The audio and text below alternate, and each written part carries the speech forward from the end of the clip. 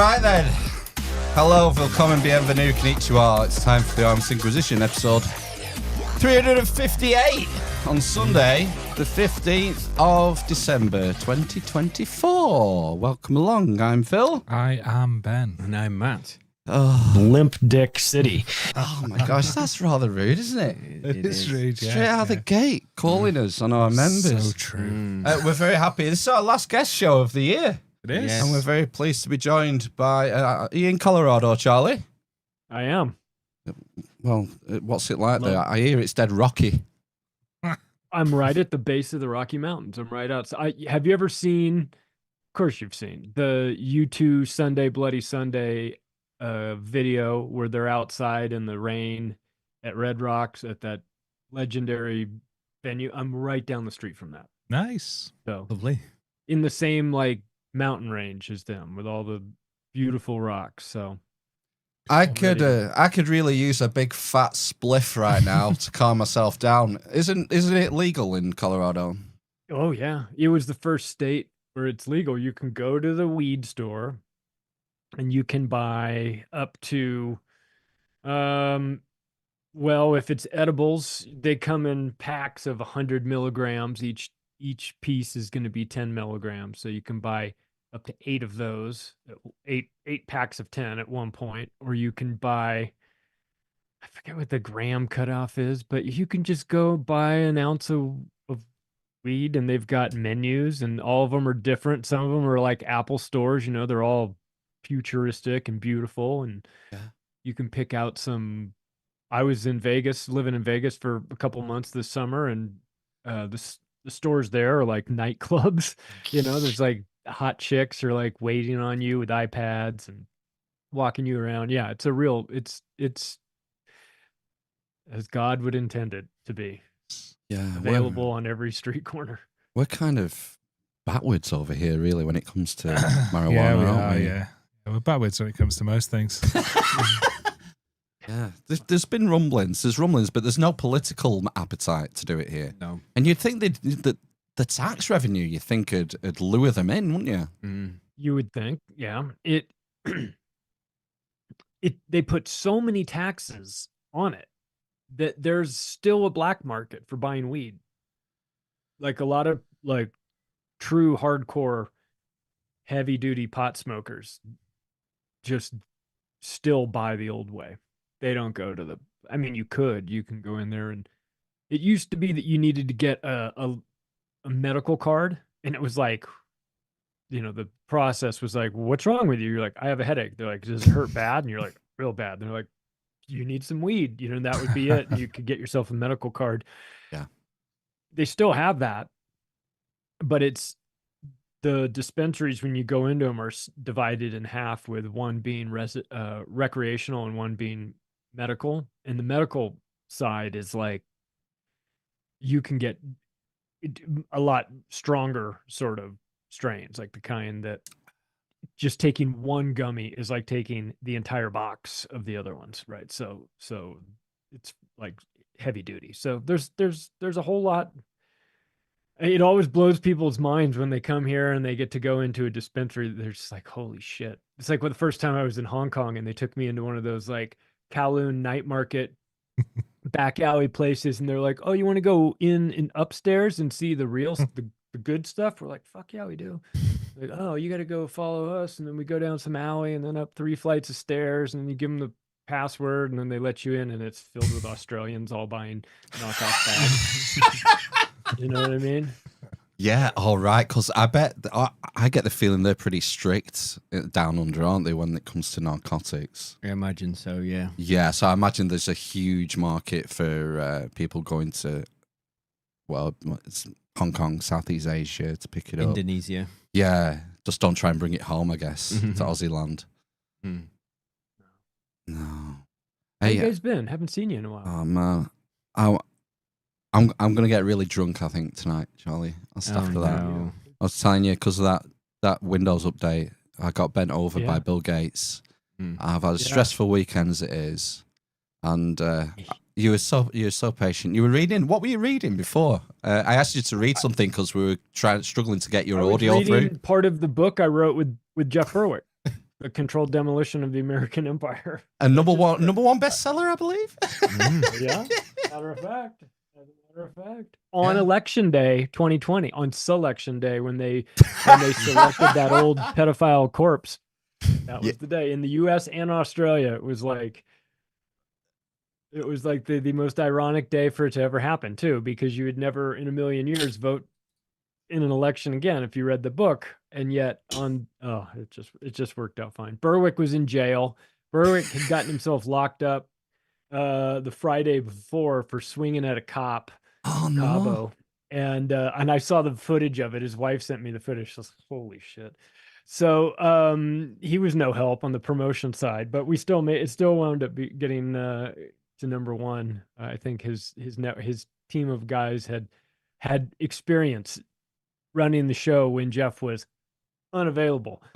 So they knew how to do it when he was unable to get to his phone. Cool. He was on Delingpod recently. I was listening to him about a week or two ago. James Delingpod, what? Bit of hunting, you know that. And he was with Crazy Jeff. Right. Well, he's in Mexico, Crazy isn't Jeff's he? not so crazy anymore. Well, this is it. Only because I remember you calling him Crazy Jeff Berwick. I don't know if it was last time you were here or on the Union one. But he's a law unto himself, isn't he? He's he's had some life changes. They had a baby, and so he quit drinking, and the last couple in Acapulco's, he's had a real blast at them, as opposed to feeling like overwhelmed and really stressed out. So it's been good. It's been good to see him at full capacity, laughing. That'll be coming up insanity. soon, won't it? In Acapulco. What's that? It'll be coming up soon, won't it? In Acapulco. Yeah, in February of 2025, in Acapulco. I'm back. I'll be the MC again this year. It was fun. I did it in 2024. It was, I got to interview. Check this out. I talk about an out of body experience. I got to interview David Icke remotely while I was standing on the stage in Acapulco. He was behind me on the big screen TV. And we did it in front of a live audience. It was how we opened the day one was with the David Icke interview. And we had asked in advance the audience if they had questions, and we'd gathered a bunch of questions like a couple hours before. So I talked to David, and he'd been there. I met him at an Acapulco in 2019. And that was the first time I had seen him in person. I got front row and watched his 4-hour presentation right in the front row. And he was going he was going so crazy. When they took a break at the 3-hour mark, he had to go change his shirt because he was sweating through it so bad. So it was to go from that, from being there and sitting in the front row and watching him, to then being on stage and interviewing him remotely, was a trip for me. It was fantastic. I was really thrilled. I think that I think David has, I don't think I'd be doing what I'm doing if it wasn't for David's work, early on. And he sort of explained things in a way that I really could understand. I think obviously a lot of people feel the same way. And he has big balls to go through what he went through with the humiliation in the 90s, the Wogan show and all that. He tells those stories about how mothers with their children walking their dogs would see him walking down the street and would cross the street to get away from him, stuff like that. Could you imagine? Holy shit, just being the laughing stock of the world.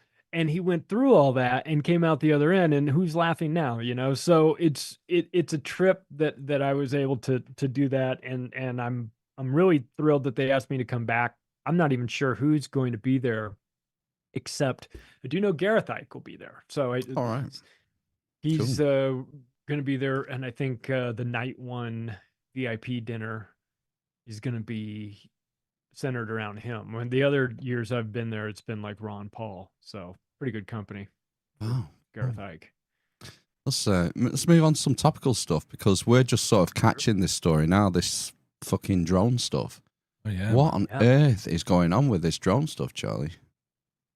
You know,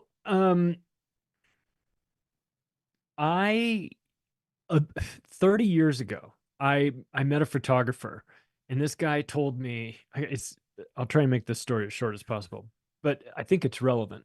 This was in the mid 90s. I met this photographer and he said, "Hey, I got hired to go to Area 51 and shoot photographs." I said, "That's cool." He's like, "They're going to pay me a fortune." And but I can't really talk about it. And I was like, "That's cool." But I said, "But can I ask, like, don't they have, it's like the military, don't they have photographers? Like, can't they really need to outsource a photographer? They have nuclear physicists working there." Like, he's like, "I know. I mean, it's kind of weird that they would ask me," but he's like, "I don't give a shit. I'm just, it's good money and I'm interested and I'm going to go." And so he went. A couple weeks later, I check in with him. I'm on the phone with him. I'm like, "Hey, man," I was talking about something else. "Hey, how'd that photo shoot go?" He goes, "I can't talk to you about that," and hung up on me. I was like, "Damn." So I went down to his shop and I saw him and his wife is. I was like, "What the fuck is going on?" And she goes, "He's all crazy. He came back from that place and he's all crazy. He thinks they're gonna kill him." I was like, "What?" Like, and so I see him. He goes, "We can't talk here. We have to go outside." I was like, "Oh, what is going on with you?" And he's like, "I saw something at that fucking base that I just can't explain." Right. And I was there to take pictures of it. And he said it was this thing that was like the size of a Volkswagen Bug. And it was in this big hangar that was built into the mountain. Now, this is before I'm doing any sort of conspiracy writing or research. I might have heard of Area 51, but like I didn't really know much about it. He said they pushed this thing out and it's on this like holder and they turn it on. They got a guy that's on like a scissor lift and he's controlling it. And they turn it on and it starts this gyroscope thing, like if you've seen the movie Contact. There's like what they're building there has like three rotating circles around each other. And he said it starts spinning and it starts spinning faster and faster and faster. They detach the little handle that's holding it up and it's hovering there. He goes, "It's making no noise." And he's like, "I'm there just clicking pictures." And every time he's done with his camera, he has to hand the camera to the guard next to him. Guard takes it out, takes out the film, puts a new thing of film in and hands it back to him. So he's like, "I can never touch the film the whole time. They have access to it. I was just shooting pictures." So he goes, "This thing goes up in the air and it's spinning and you can tell it's going faster and faster, but you can't really hear it. You just can sort of almost feel it." Right. And he goes, "It goes up there and then it just fucking disappears." And it just was gone. And then the guy next to him goes, "Look way over there." And he said he looked way over there and then boom, it just appeared out of nowhere. And he said to me, "And that's the point at which I thought they weren't going to let me walk out of there alive." I was like, "Holy shit, man, what did you see?" And he said, "I don't know what I saw, but they called it the acorn." And I was like, "The acorn." So like 20 years after that, I'm watching the Discovery Channel or Ancient Aliens or something like that. And they're talking about the Nazi bell, the Der Glocken. And the nickname for it when they confiscated it was the acorn. And I was like, "Holy shit, I think he saw that thing." Well, that's 30 years ago. That's 30 years ago that they had this technology at Area 51, right? It's this that just scrambled this poor photographer's brain. But he saw it and he had no reason to lie to me about it. And he told me that story and he was legitimately freaked out. And I always think, like, with the drones now, like, well, we know drones. You can go buy them, right? And we know that the military's got real good ones. And then you know that technology is even more advanced than that. And then you know that they've confiscated the Nazi bell and were tinkering with that in the 90s. Like, I don't know what it is. It could be, the story that we're getting right now, which of course you never to believe any of it, but is like it's radiation sniffing drones that are out there because they got a tip that maybe that there's something going on in New York. There's some sort of dirty bomb or nuclear device. Now that sounds crazy and that sounds like predictive programming. And I would remind everybody that for those of us here in the States, about a year ago, if you lived in New York City, they ran a very creepy ad, a very unusual public service announcement ad that was like, "Residents of New York City, in the event that there is a nuclear explosion, here are the 5 steps to take to get yourself more prepared." Everyone's like, why are you telling us this? What, this is very weird. Why is this? So that's like a year ago. You can go find that. So what is going on? It feels like a psychological operation right now. That's what the media is asking questions. The government is saying, it's not dangerous, but we don't know what it is. And it's like, well, how do you know what it is if it's not dangerous? So it's like pathological liars in the media are telling one story. The pathological liars in the government are telling another story. You know, Donald Trump is waiting to get sworn in. Cliff High is making predictions years in advance about this stuff. I'm open. It's the greatest time to be paying attention ever. Are you kidding me? This is the greatest thing. Have you seen I'm more drones. Yeah. I want 'em. Bring them on. Have you seen there's been reports of people flying their own drones up to try and intercept them? These drones with like 40, 50-minute battery run times, and as soon as they get within any distance of them, the battery just dies and it has to land. Really? Like it's draining the batteries of like a civilian drones trying to see what's going on. Well, that Der Glocken Acorn machine that the Nazis built and that the Americans confiscated, that ran off of red mercury. And red mercury does something to the energy field around it that distorts the energy field around it. So if they're running off of something like that, that could have an impact. I mean, obviously I'm no electrical engineer, and that should go without saying, but it might have something to do with the battery life of some of these drones if it's getting too close to something like that that's running with some advanced propulsion or some sort of unusual sort of EMP field, shielding, defensive shield. EMP shield, you know, some cloaking device. You never know, like whatever. Have the news outlets out there, have they dropped the Iranian mothership narrative that they're Iranian? Yes, but reluctantly they did, because they really wanted that one. I mean, I could just see them like, all right, we're test marketing this one. We're going to run Iranian mothership. And everyone's like, I like it. It's not the worst idea ever, right? So, it's like monkeypox, you know, it sort of fizzled out. Didn't have a whole lot of buzz behind it. So I think they gave up on that. You know, I went to the Grateful Dead has been reformed with John Mayer. Dead and Company with John Mayer as the lead singer. And I saw them in concert last year, day before 4th of July. And they did about 3/4 of the way through the concert, they did the craziest drone show I've ever seen. And the dude I was with is a guy. He's a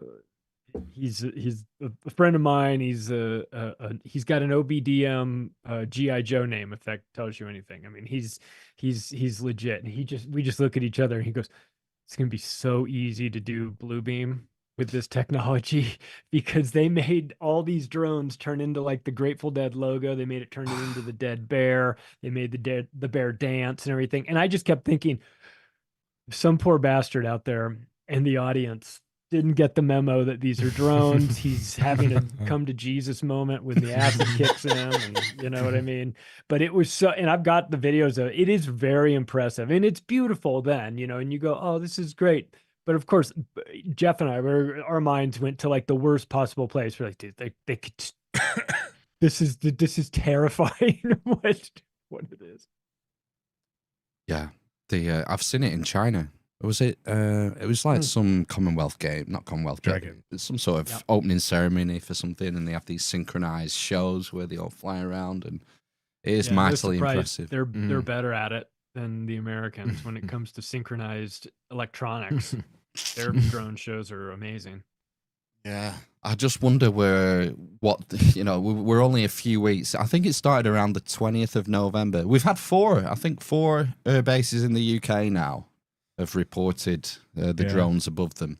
Well, and we've had a drone narrative going on for a while. If you remember the Yahya Sinwar Palestinian leader and getting killed by that drone. Yeah. that was sort of in the public mind as well too recently, about, and we've started to see on X these videos, I'm sure on other platforms as well, these videos of the front lines in Ukraine and what these drones are Oh, doing, and the God. ones that like the guys that are like huddled together in foxholes as you hear that drone going by them, and you're like, holy shit, like that is terrifying to think that it's out there looking for you. So it's been sort of like Tavistock-ing for a while, it feels like. I've just realized that we've been complicit in this because about 2 weeks ago, there was that video of Gollum, ex-communications director for Boris Johnson. Dominic Cummings. Dominic Cummings, the engineer of Brexit, essentially, the guy who run the Brexit campaign. And a few weeks ago, maybe 3 weeks ago, 3 shows ago, there was a tweet that went viral of him explaining how MPs are NPCs. Yeah. How they're just, it's the civil service, it's Whitehall that runs the show. They just tick boxes and like to feel important. And I went back and found the source video, this like an hour and a half Q&A, and started extracting interesting clips that I thought people might want to hear about. And a lot of it revolved around defense spending and how the UK is so far behind because we're not spending any money on drones. And it was drones this, drones that. Mm-hmm. We're spending billions of pounds on tanks, new tank models, and the nuclear defense, the Trident program, and everything. Whereas this is according to Cummings, what the war in Ukraine is showing us is that drones are the way forward. We need to be spending on drones, and we need to scrap he talked about getting the heads of these MOD and defense contractors in and saying, tell me what the dead weight is, the dead programs. We're going to get rid of all them and spend all that money on AI and drones. Yeah. AI and drones. So this has been rumbling for a while. I'd never even checked that. I'm like a goldfish, man. Yeah, but man. Cliff High Pretty told nice. us that would be in the public consciousness at this time, right? That it would be after Rogan does an interview with Donald Trump on December 7th, we would start to hear about fights in the sky. Where the hell does he get his information from? From large language models that sort of pick out unusual groupings of words and that show up more than they should, disproportionately more than the normal amount. It's like reality hacking, isn't it? It's kind of reality hacking with tech. But it makes me think that, like, do you know who Martin Armstrong is? He's an economist. You'd look at him and you'd think he was, just one of those guys you'd see on CNBC, but he did like, I think 9 years in prison because the feds wanted to take his computer algorithm that he had built. He built this crazy system that was so accurate at determining what was going to happen in the markets that the feds tried to steal it from him, and he wouldn't give it to him. And he wouldn't talk for so long that they put him in prison, and they put him in prison for like 9 years. He's out now, and he runs like Armstrong Economics, and he's like one of the best forecasters in the world, but he still held on to the computer. So like, I feel like some people are working with better source information than others. Like Cliff High is is it foolproof? No, of course not. But it's like,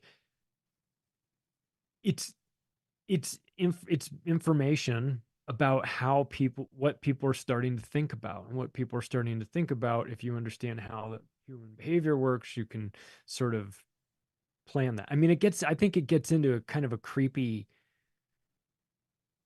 area, because that's also what Epstein was really getting into, that the public doesn't really talk about.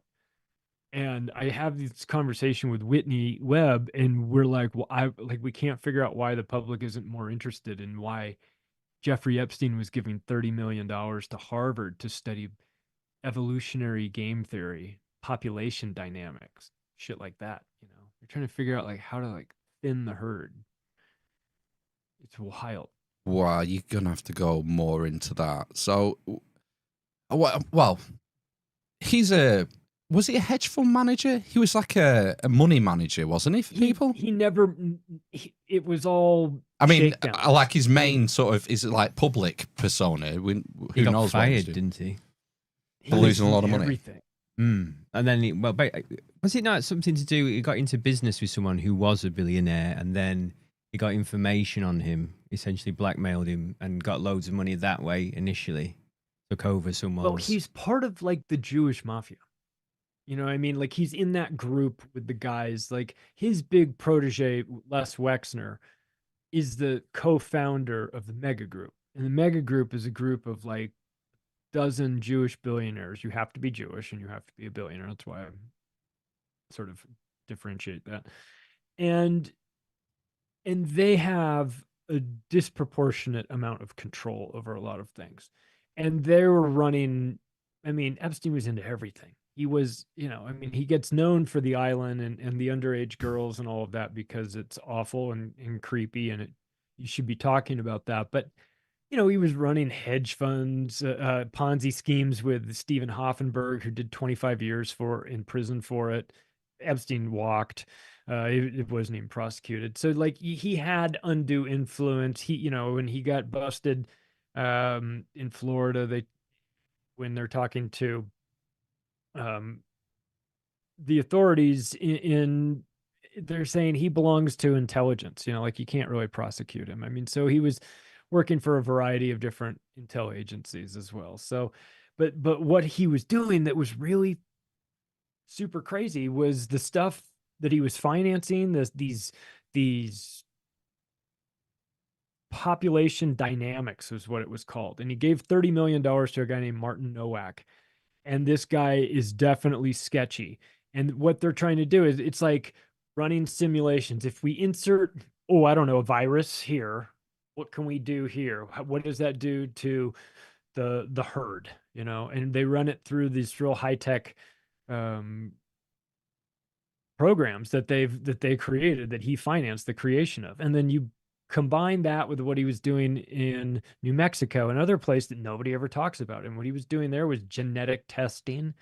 And what you find is that the Venn diagram of all of this stuff overlaps over something called transhumanism. Transhumanism is what the World Economic Forum is going on and on and on about, the fourth industrial revolution. We have to have a fourth industrial revolution. What is that? It's transhumanism.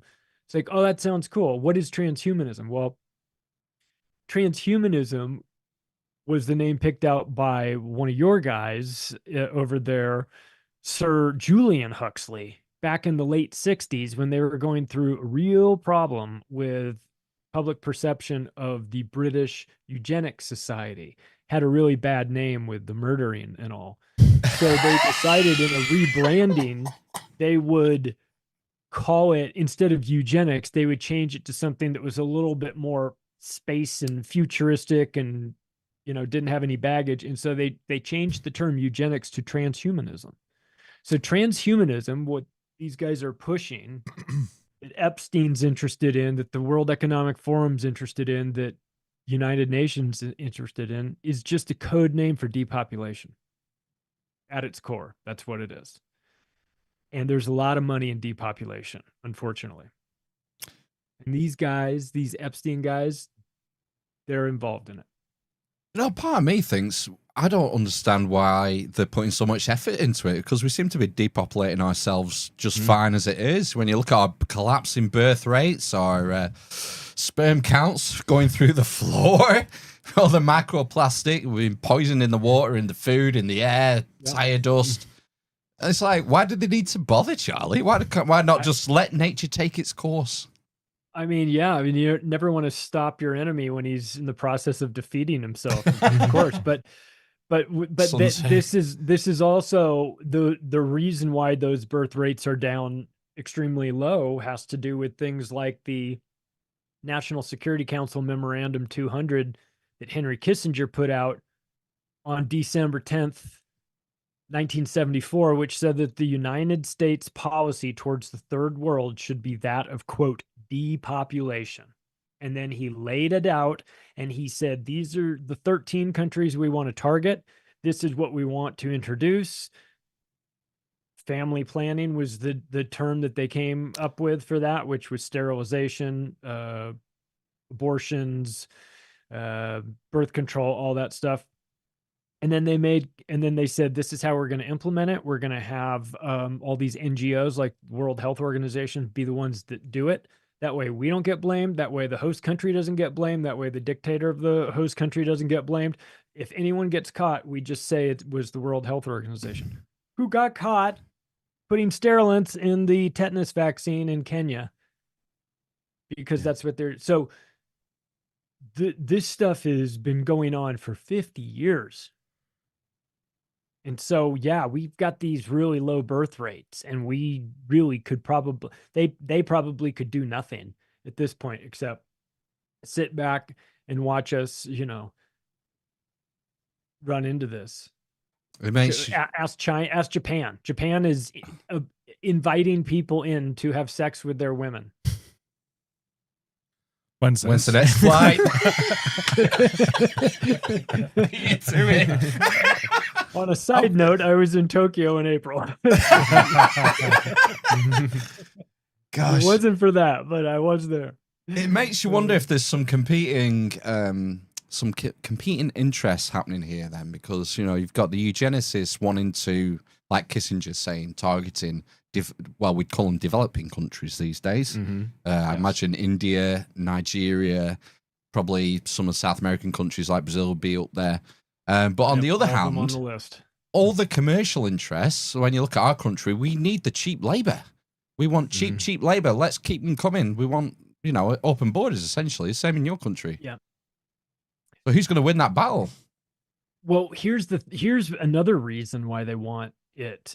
They want depopulation in these third world countries because they fear that they like the control that they currently have over those countries, and they don't want anything to interfere with it. And they think that if the population grows too quickly, then they will have big problems gaining control. The power might turn over. So trim the hedges is their sort of way of thinking of that. And one of the ways in which they do that is diabolical, but of course not surprising that these people have thought this out. And what you read in these memos is that they say, we've done the research and the studies have shown that if you want to get this number of this rate, this number that you get, I think 2.1 is the number you need replacement, in order to maintain just population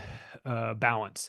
And in some of these sub-Saharan African countries, the number was like 8, right? And they want to get them down to 5.5. And one of the ways that they found to do this was through education. The more you're educated, the greater the chances you'll have fewer kids. Yeah.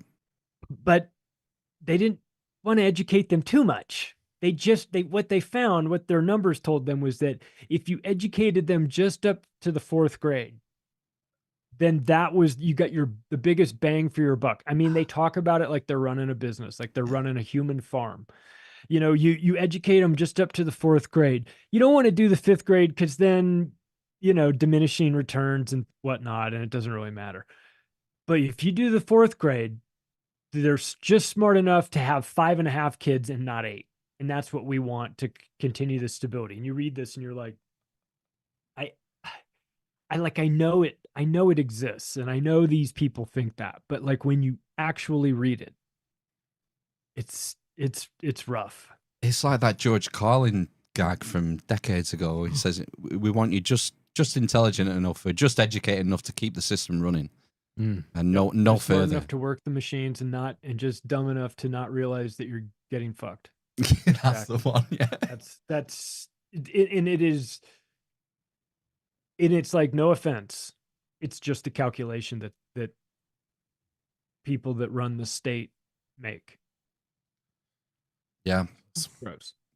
We've been having it back every week. It seems there's stories about that. We have a huge political hoopla about. It's called the small boats because we have these little rubber dinghies crossing from France over the English Channel on a daily basis. And I think was it yesterday, or the day before, there was 700 people arrived on small. I bet Serco was thrilled. Oh, that's another story. Our private security service de jure, soon to be private prisons. Serco is like the biggest. Is it the biggest corporation in the country? Near enough now. Is it? Gets massive government contracts to. I did an episode called people. "The Most Dangerous Company You've Never Heard of." Because most Americans have never heard of it, but yes, Serco is exceptionally bad at good at making money, bad at just good enough at their job to keep the contracts. Well, just bad enough at their job to always need a little bit more money to do it better next time. There was a story about a guy who set up a business housing these people, are asylum seekers, or in the UK, and he's on track to become a billionaire. Was the story I read? Whether it's true or not. It's certainly a good headline grabber, essentially, but essentially from government grants. So, what we're paying, essentially. Well, I know that there people who owned rental properties were getting offered deals from Serco that was 5 years, all cash, paid up front, 40% above market. And they're like, how can we turn that down? It's like trying to get a hotel room on the South Coast because we have the same thing with hotels being booked up by the government, essentially. Oh, yeah. To house people because the numbers seem to have exploded. The thing was, I think most people think it's tens of thousands. Well, it is tens of thousands. I think that's coming. Sorry, but most people might think it's hundreds of thousands. I think like net migration to the UK was 700,000. I think from memory. Yeah, in 22, I think. The latest figures. They revised it up to 900,000. Yeah. I think for last year. And then I think maybe this year it's dropped down a bit. I don't know. I thought it gone the other way. I thought it was close to 1 million. Oh, it could be. Who's counting, man? Who's counting? That's immigration, isn't it? Why are you not inclusive? Come on. Yeah. Everybody needs to be housed. The point you're making is that it's a tiny proportion of the overall issue, essentially. All the headlines are about this small boats thing. They're getting everyone focused on this relatively small number of people who cross in really dangerous... Well, they're being people trafficked, essentially. Yeah, they pay like a couple of grand, don't they, to someone, and then they get on a tiny boat and they go across the English Channel, don't they? Yeah, and say it's 50,000 a year, but we're getting 20 times that coming through legal means. Yeah, through asylum claims or just your standard immigration. It's a diversion. It's diversionary, I would imagine. I had a great conversation with Dan Lyman. He runs a company called Border Hawk News, and he's the InfoWars Europe guy. He lived in Switzerland for 6 years, and now he's back in Florida. And he told me when I saw him last summer that his guys in Europe, his reporters were talking to the Croatian police, and the police said, we keep getting every time we get these guys, they all have the same debit card. And it turns out it's being paid for by Open Society Foundation, which is Soros. But what was interesting about it was that they're refillable cards, but they weren't being refilled by Open Society. They were being refilled by the EU. The EU was refilling the cards. And he was like, fuck, they're doing it. So, so it's like the calls are coming from inside the building. It's a weird one because I've been reading recently about Germany's problems with what's happening in Syria. So was it maybe, I don't know how many years ago is it 5 or 6 years ago, Germany famously took in 1 million Syrian asylum seekers. And, let me guess, that didn't go well. now that there's been regime change Yeah. in Syria, they want them all to go home. Well, I read a story that they were being offered €1,000 to travel back to Syria, basically. Wow, that's really not. That's really not. Germany's a pretty exactly. nice place to live, I think. In I have a comparison. Spend Macroaggressions euros in episode Syria. that hasn't even come out yet. That'll be out in 2 weeks, called "Goose Stepping Towards Irrelevance." It's all about Germany, and there's a statistic in there that blew my mind. Now you understand that the schools have been totally forced integrated, and it is not going well. The statistic was, in this one school in Berlin, that 70% of the students in the 7th grade class couldn't tell time. Crazy. Wow. The clock on the wall, they had no idea what was going on with it. Is that age 12? 7th grade. And that there were 18 different languages being represented. And when the kids would go out for recess, they couldn't communicate with each other. They would play games and soccer and do whatever, but it was tough for communication. And the teachers and principals were quitting in droves. And that one principal that they interviewed for this story that I read was like, I'm actually the principal of like that other school over there too, because the principal just like disappeared one day, just left. It's like not going well. And the academic results are like falling off a cliff in Germany, and it's being made to happen. Well, it's kind of inevitable, isn't it? I mean, if it's not your first language, you're going to struggle, aren't you? Think of all the support and if I went to Syria, I'd be fucked. If I didn't know the language, Yeah. I'd be like, like they'd be like, you're holding the class back. I'm like, yeah, I don't know what you guys are talking about. So I get it. I mean, but if you make that trip, if you plan and you go and you say, I'm going to Germany and I'm going to not learn to speak the language. Well, I mean, I think there's going to be resentment anywhere. I think that's sort of, with some people are going to resent that.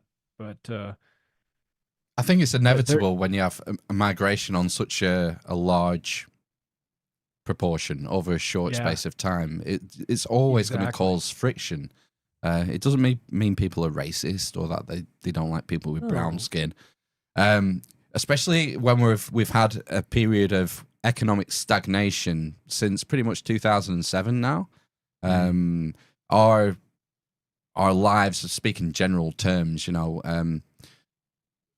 people could expect to have a better life economically than their parents, and more people are seeing now from sort of our generation, sort of the we're sort of old millennials or young Gen Xers, aren't we? I think so. We're in the cusp, and we're coming to the stage now where we're thinking there's probably not going to be a pension waiting for us when we retire. We're probably going to have less disposable income when we're 60 or 70 than our parents did. A lot of people are thinking we've been kind of fucked here, and so when you take that sort of mindset in the general population, then you throw these sort of powder keg issues like mass immigration. People might go to A&E on a Saturday night and say, fucking hell, half the people in here are Eastern European, or similar experiences. And it just rubs people up the wrong way. It creates this social tension. Then you end up with riots because the political system ain't going to help you. And what do we expect? It's almost like they want it this way. They love it. It's easier for them to control things. And that's what these leftists believe. They believe in the George Soros form of infiltrate the system and destroy it, break it, make it untenable, and then build it up. That's Clower and Piven. That's a theory here in the US about overload the welfare system and just get everybody on the system so that the system breaks, and then we will rebuild this. I mean, it's delusional, crazy leftist thinking, but these ideas take hold of these people, and and this isn't Soros's first rodeo. We've watched these color revolutions happen in the past, and they understand. They study this stuff. They study this stuff at Harvard with their sketchy friend Martin Nowak, who can tell you exactly what will happen to populations when you do this and do that. You add a little Syrians, and you remove the integrations, and then you give them debit cards, and then you refill them. Well, what will it do? Well, it'll keep them, in the country long enough till nobody can do anything about it. I mean, this is all like game role played and game theoried out. That's what Epstein was spending money on, was to figure out how to move people from one place to another. And people that like get really hardcore into history, they understand that one of the worst things that happens is when people are being moved in large numbers from one place to another. It's when a lot of mistakes get disappeared, and a lot of people never make it to the final destination. They're getting resettled in the East, in the boxcars sort of analogy, like that. This is a real.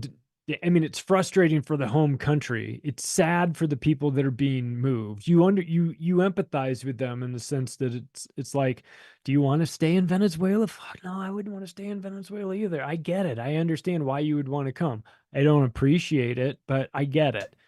But you're being used by some really dirty people that have, nefarious ideas of having you infiltrate the country, and then you get it used for something. The term that, I don't know if it was a big term in the UK, but in the US, military-aged fighting men. Yep. Military-aged fighting men. They said that over and over and over again. You're like, shit, if I didn't know any better, I'd feel like you're trying to like start a revolution or something like that. The way you guys keep talking about that over and over and over again. If I didn't know better, I'd think you were sending in a private army like Operation Gladio style that's just going to pop up one day when activated and slit everybody's throats, right? So what is going on here?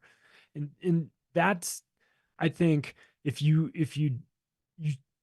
the people in Chicago, the Black people in Chicago are noticing that the Hispanic people from Venezuela who were just dropped off there are getting treated like royalty, and they resent them for it. And now that's turning into a huge fight between these communities. Hey, that's supposed to be our stuff, and you took all of our free stuff, and now we don't have enough free stuff for us. And now they're all fighting with each other. So they love it.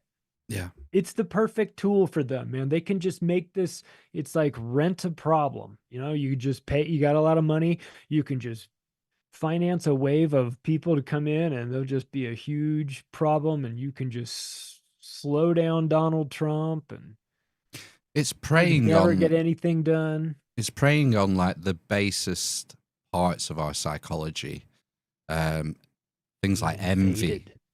Yeah, you're envious of the newcomer.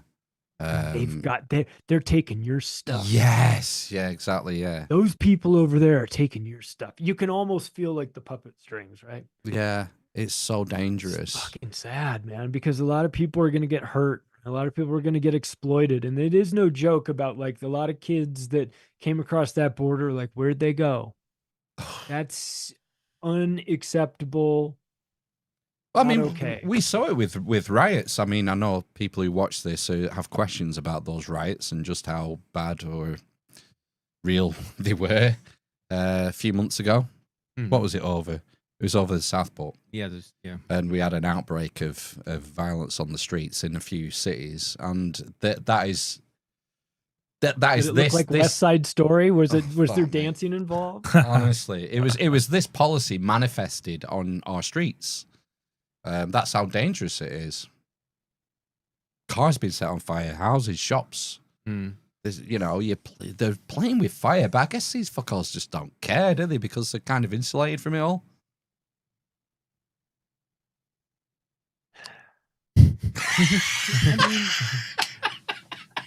mean, yeah, it's so frustrating to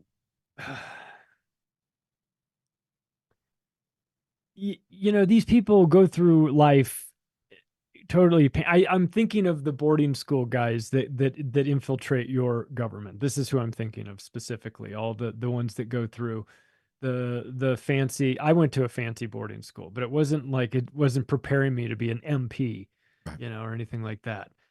I know those guys because I went to school. I went to a boarding school with a lot of. I know people that act like that. They're the worst. Then I went to college with a bunch of people that acted like that. They're the worst. The ones whose daddy had connections and got them in. So I just have no respect for any of these people in positions of power. The ones that we see, if it's, obviously your government is filled with them. It feels like you guys are rotating through them faster than we do. You guys run through your guys real quick. You throw them out. One of our prime ministers was outlived by a lettuce. Wasn't it? Yes, an iceberg yes, lettuce. Yes, that's correct. Yes, yes. That is funny. I remember that. Liz Truss, it was. Yeah, she did. She dared to take on the markets. Yeah, and with a budget that was kind of tax loose. It was like she was going for a kind of, was it Singapore? Was it based on like a Singapore model or something like that? It was based. It was definitely based. That's not going to work. Like a low tax, high entrepreneurship. Mm-hmm. We'll throw the chips in the air and see where they land. She landed on her horse. Yeah, it tanked everything, didn't it? Yeah, it tanked it. Everyone's mortgage rates went up like 2 points. Yeah. I mean, the image I have of your government is Tony Blair and Boris Johnson. And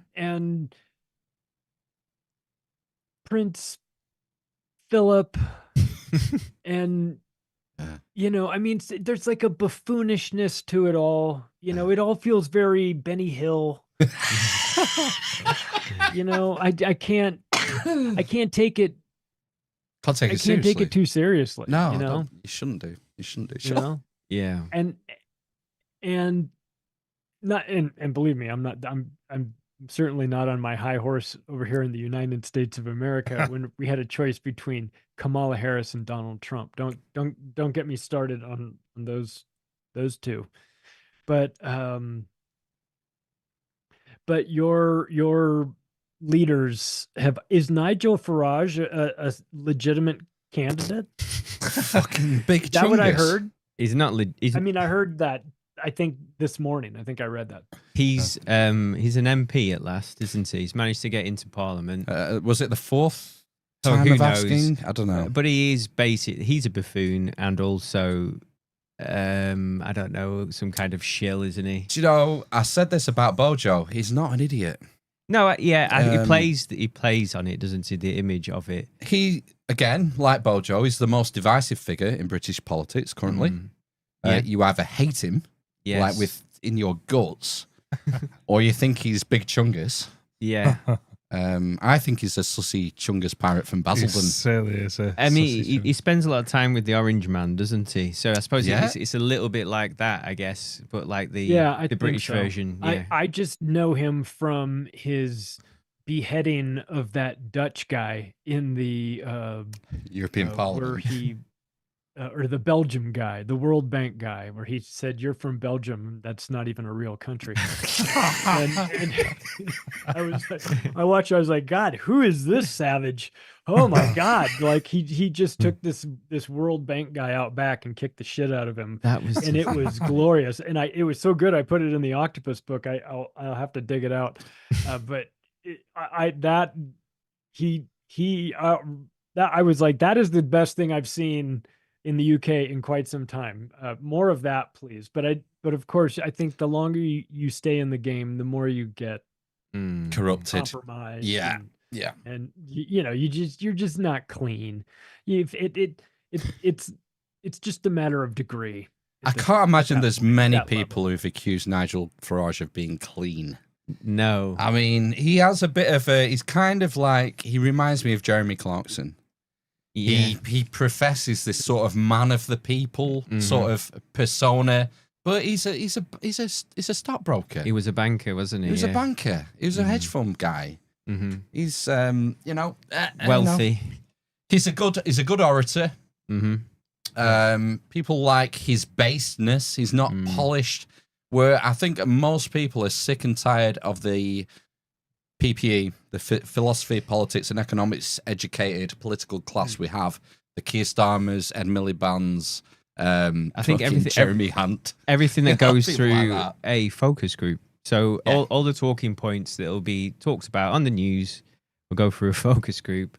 And then like we've got Nigel Farage who does cameos with saying ridiculous things essentially. Did you know he was on Cameo, Charlie? Do you know what cameo is? Do you know what Cameo is? Oh, I know what it is. Yeah. I did not realize he was on camera. Oh God, yeah. Oh my god. Good.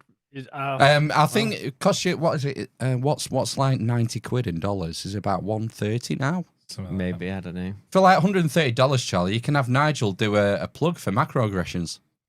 That sounds like a great, that sounds like a fantastic idea. Fantastic He deal. had to publish his earnings outside of his salary. How much was he on for cameos? Right. So just to fill Charlie in, when he's been trying to become a member of Parliament for 2 decades. Yeah. And the furthest he could get was into the EU Parliament. Mm-hmm. And that's where he roasted that Belgian banker, I think. He finally gets elected last year. Yeah. And part of the deal when you get elected as an MP, you have to make a register of your outside earnings because MPs get a salary of like 90 grand, 80 grand a year. We want to make sure these guys aren't corrupt, Charlie. So we need to know. Of course. Good idea. We need to know what money they're making outside of politics. And for his work at GB News, Just under £1 million a year, wasn't it? I think it was 90 grand a month. Yeah. So £1 million. Yep. And then I think Cameo, he was getting 16 grand a month. Yeah. 16 grand a month off making videos. That's a lot of cameos It at 90 is. quid each. Yeah. He's knocking them out all day. Well, there's allegedly a guy from a sitcom in the UK who's a millionaire from cameos. Yeah.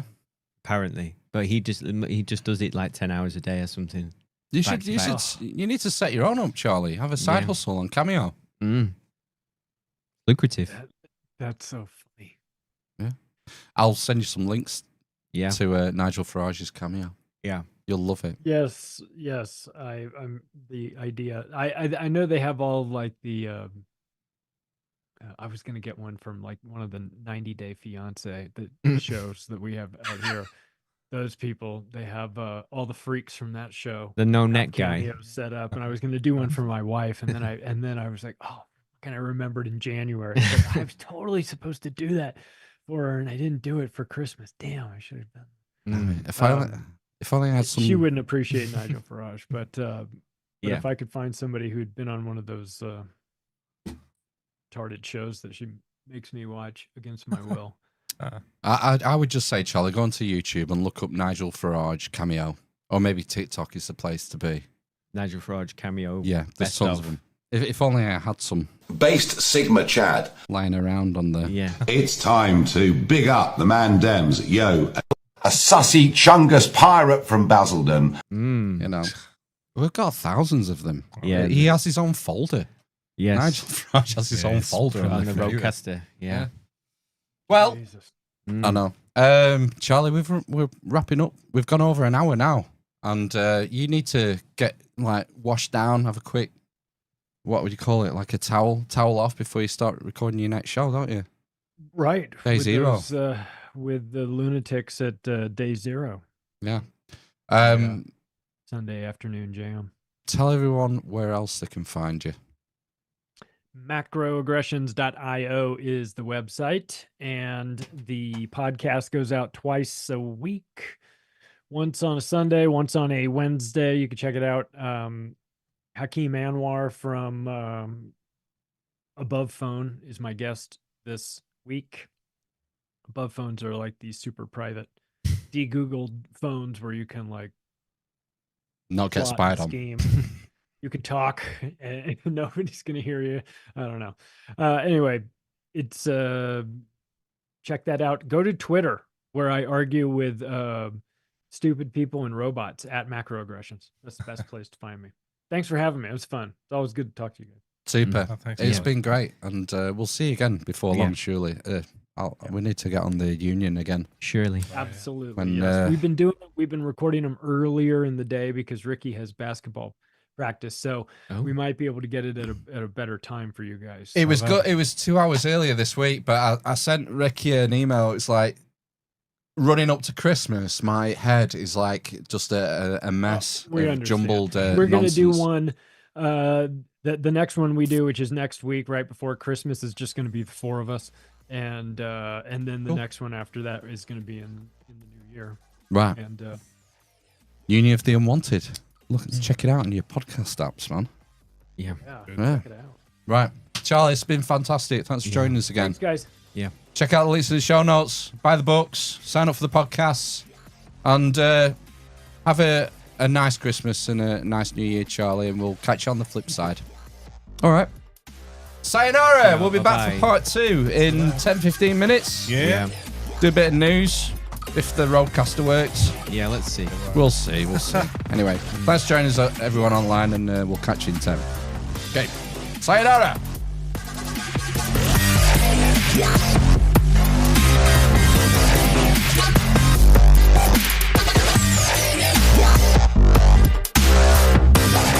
Let them eat Teslas. You're embarrassing yourself.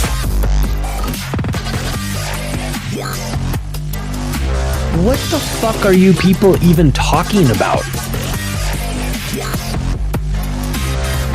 Who's got the biggest cock? Reported to have been a rod of God.